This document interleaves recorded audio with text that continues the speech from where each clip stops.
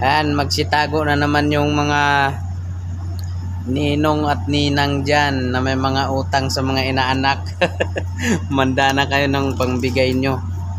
Yan.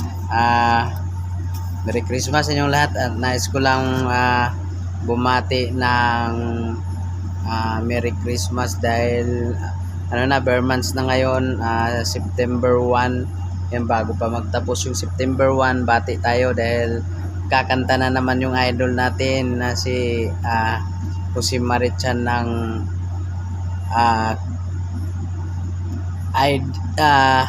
Christmas in Our Hearts or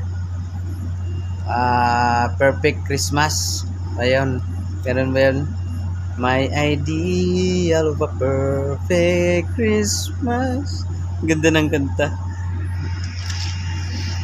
Ayan, ayan, sa mga may utang na maghanda na kayo dyan at ipon-ipon din pagdating ng December. Tsak yung mga inaanak nyo. Pupuntahan na naman kayo. Ayan, Merry Christmas na lang at saka Happy Blessed Sunday pala. Linggo pala ngayon, no? Happy Blessed Sunday. Hindi tayo nakasimba pero meron akong kanina doon sa higaan, may Bible ako. Basa-basa din ako ng Bible. Maliit lang naman yung Bible ko. Yun. Happy Blessed Sunday. Yan. Nandito tayo sa maintenance shop. Ano tayo? Dito upo-upo. Upo-upo lang, tambay ng tambay kasi pumasok tayo kanina. Yung ginagawa tayo, nagpatuyo tayo ng tubig. Pagkatapos tinulungan natin yung mga kasama natin, nagpapala ng mga buhangin. Ayan, marami tayong ginagawa, yung mga laging ginagawa pag linggo. Yan yung mga ginagawa natin.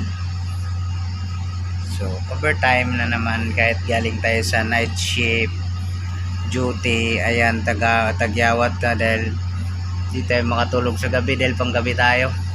Duty natin panggabi. So bukas pang umaga na naman tayo, isang linggo. So, mawawala na naman tong na to, tagyawat dahil hindi na tayo magpupuya. Yan.